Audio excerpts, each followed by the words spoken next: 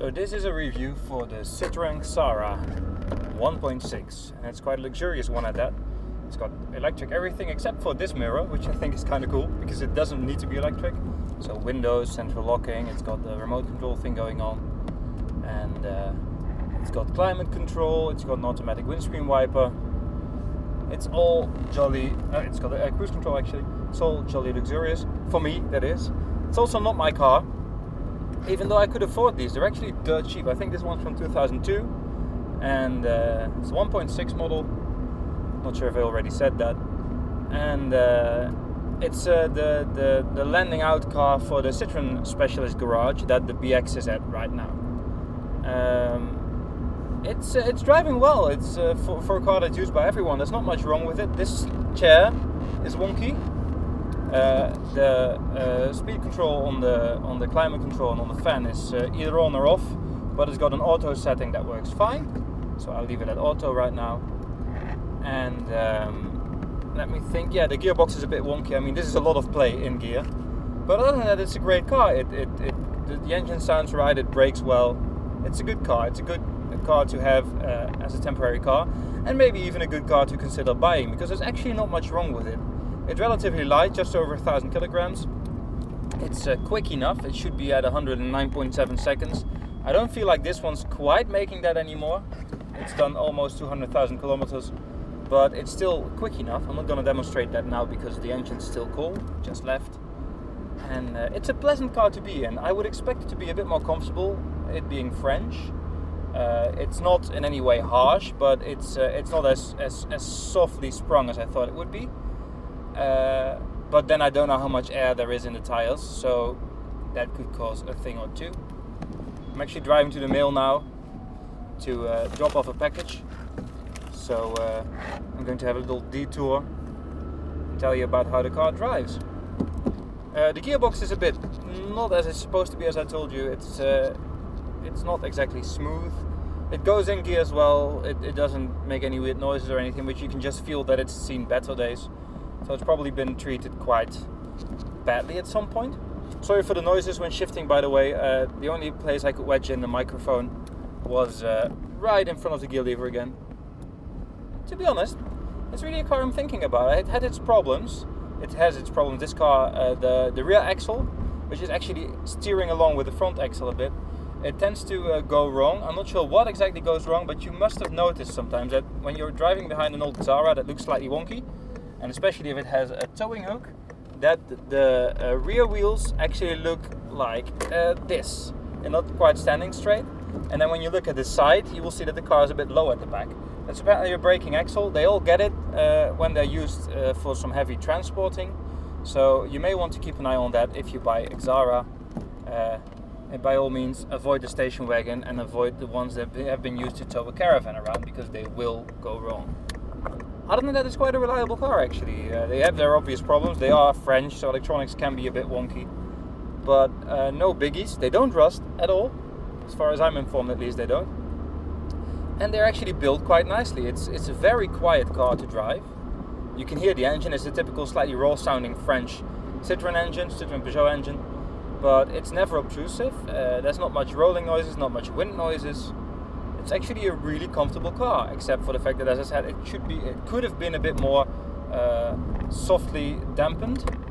But it's never annoying. It's never really hurting your back or surprising you like, my God, what was that, when you go over a speed bump. Steering's lovely. I mean, it's nothing special. It's not exactly a sporty car to drive, but the road holding is fine. You do get a sense of what's going on, which is surprising for a modern Citroën. Steering's quite light, but never nervous. It centers really well, actually. You don't have to sort of look for the center.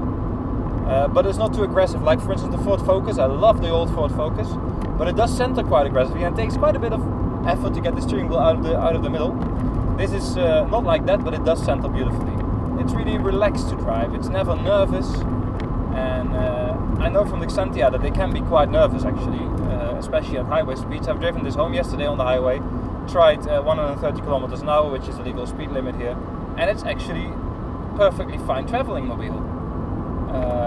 The seats are a bit too narrow for me, but that's because I'm not exactly small, And as I said, this one's completely broken. As you can see, it moves about. I think that's in view, right?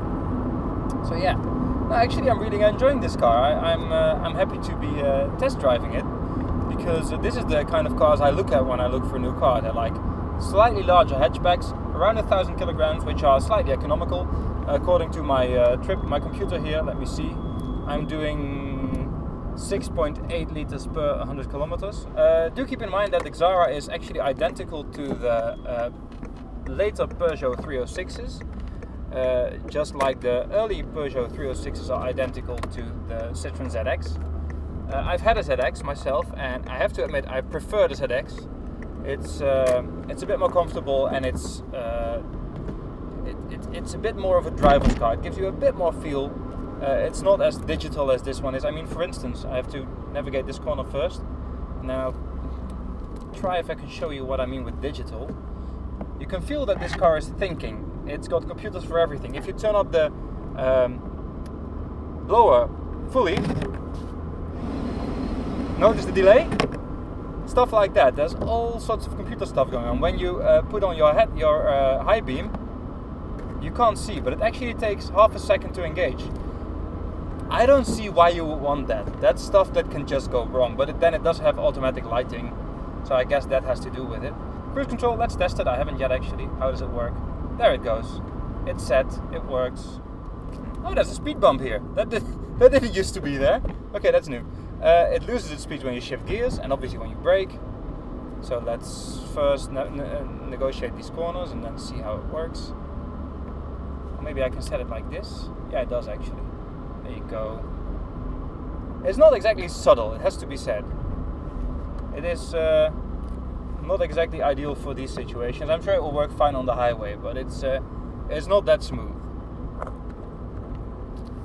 Road holding again, it's good. I mean, it's a very wet day. I have to admit, I don't know what tires are on this car, so I'm not taking it to the limit. But it negotiates the corners well. There's a lot of feel, and it actually wants to go inside rather than outside. Okay, it's up to temperature by now, so I'm going to do a little acceleration test, nothing extreme, just to see how it responds. I can only go 60 here anyway, so okay. I'm going to, okay, we got 1500 revs doing 30 kilometers an hour, and pedal to the metal. And that's 70, so there you go. It's not extremely fast or anything, but will definitely be quick enough for modern day traffic. And since the fuel economy seems to do quite fine, I'm happy with that. I do think the indicator stalk is a bit high. I always keep missing it because it's not exactly next to the steering wheel, it's more slightly up. You see it's here, and I expect it to be here. You obviously get used to that quite quickly, but reverse has no lock, but it's where you'd expect the 6, so ooh, handbrake's bad. I'm sure that's supposed to be better than this. It has no lock, so if you're used to a 6-speed manual, be careful. I'm trying to figure out what car this car reminds me of, but nothing really. It's not really remarkable, but I can't really say like, okay, it reminds me most of, you mention anything. Probably, which makes sense, the car that gets closest to it is the later Peugeot 406. But the 406 is quite a bit heavier, so this is actually a great alternative. This is where it's good. In third gear, when you're going from 50, that's where you can see that it's actually got 110 horsepower. And it's not exactly quick in the lower rev ranges, so sometimes in second gear that can be quite annoying. Like here, listen, look, I'm not going to go to first gear here because I think I'm still going too fast. But if I put the pedal to the metal now, see? Here it goes. It takes quite long. That can be annoying sometimes. The perfect example of that problem, by the way, is the Toyota Yaris I had. My god, that car was hopeless.